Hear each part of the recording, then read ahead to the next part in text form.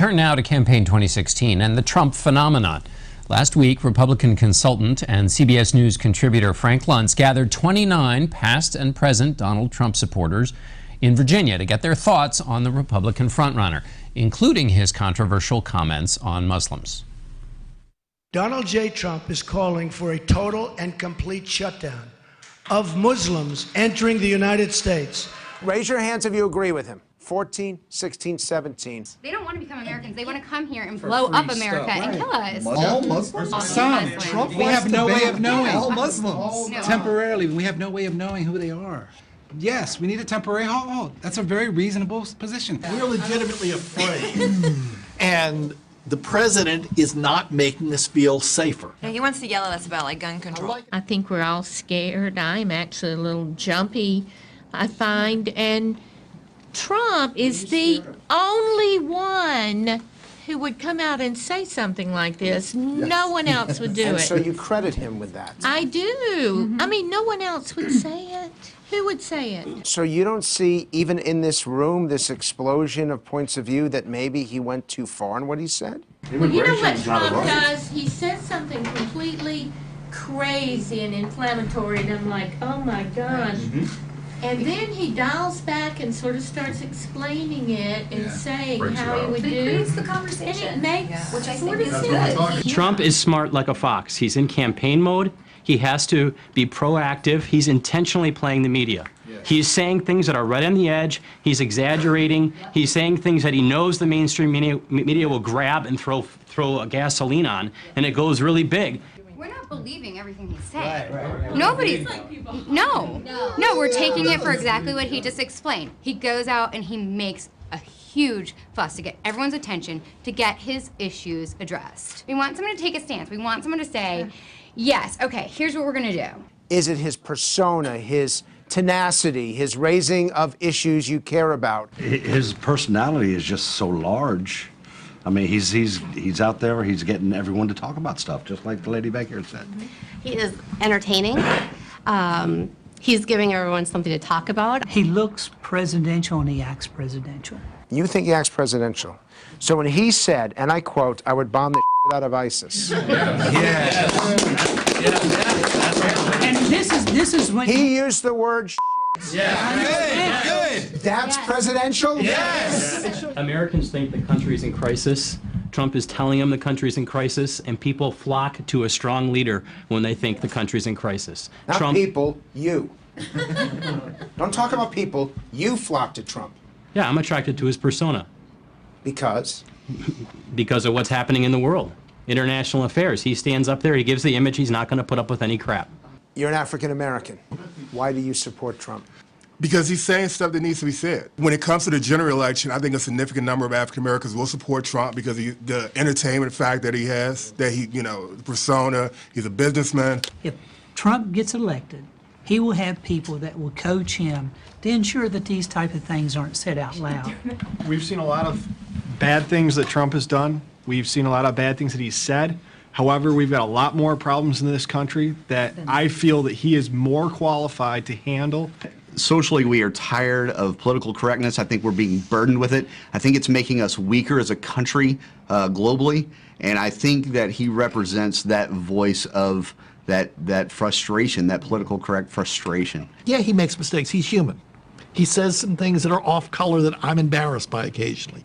But I still think he's a leader, and those prove that he's a leader. I just think we need a complete shakeup. And I think he's the only one that can do it. Here's a $64,000 question. With Marco Rubio as the Republican nominee and Trump running as an independent, who here votes for Trump? Raise your hands. Right now, the establishment Republicans just died. Yes, they should. They haven't been listening to us. Time for a real change. It's just not going to come. It's a real change. That's more than half of you. Just raise your hands that you're going to leave the Republican Party. Correct. No, we're voting for a person. I'm voting for a man or woman that wants to change his country. I admit I'm stunned. He said it. Yeah. right. They left us? They left us. If they're not listening, I'm voting for the person, not I'm wanting, and he's still out of all of them. Rubio has the energy, but I think he has the energy and the actual means to happen. we could take the people with.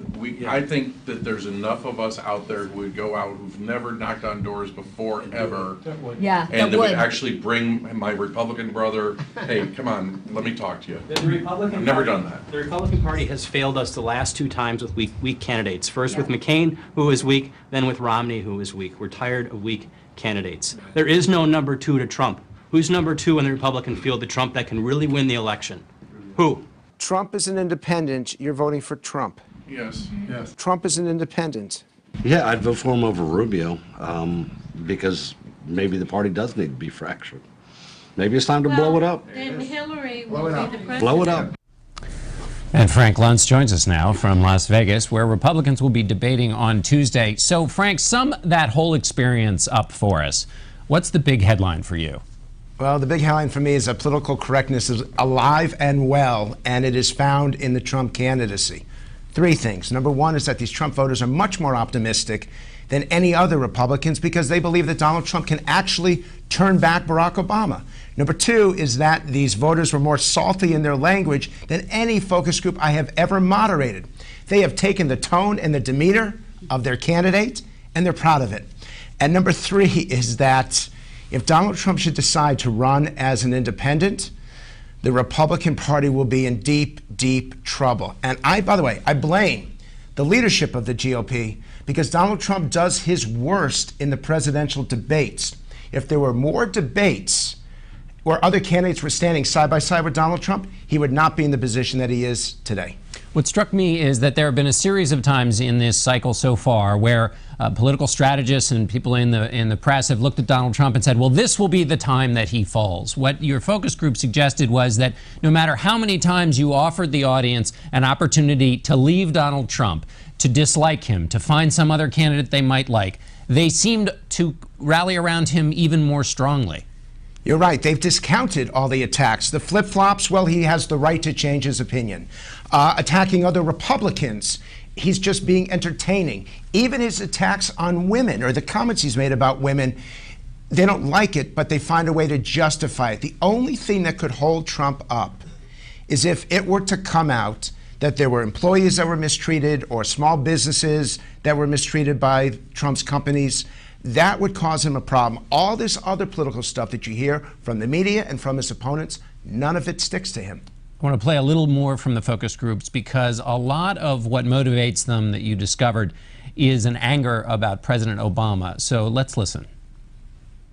And I want a word or phrase to describe Barack Obama. Pathetic.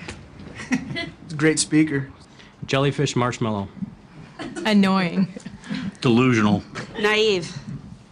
Unbelievable. I just can't believe him. Lost. Good talker and tries hard. Out of touch. A politician. Full of himself. Clueless. Ineffective. Elitist. Doesn't respect American values. Overwhelmingly cocky.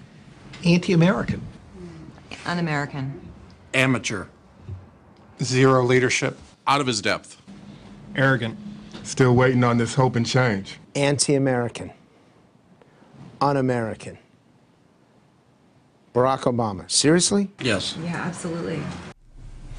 So, Frank, that would suggest that obviously they don't like the president, but could any other Republican, why couldn't any other Republican just grab onto that feeling? Why is Donald Trump particularly? Because no other Republican is willing to say the things that Donald Trump says. I don't believe there would be a Trump candidacy if there wasn't an Obama presidency.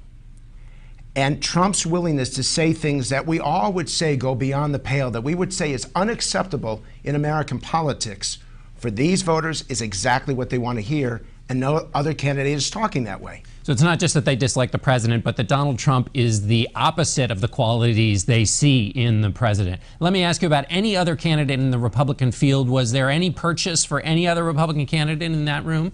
The only one who seemed to have some interest was Ted Cruz. And obviously with the poll that you're about to talk about, that's significant. But for the most part, they're not looking at moving from Trump to another candidate. They're considering, do they follow Trump to an independent candidacy should Trump make that decision? And the language that I use, I about had a heart attack because I've been through this now for 25 years, and I've never seen voters so passionate and committed to a candidate after seeing an hour's worth of reasons why not to vote for him. John, this is significant. Trump is not going away, and more importantly, his voters aren't going away. All right, Frank Luntz, thanks so much. Thank you. We'll be back.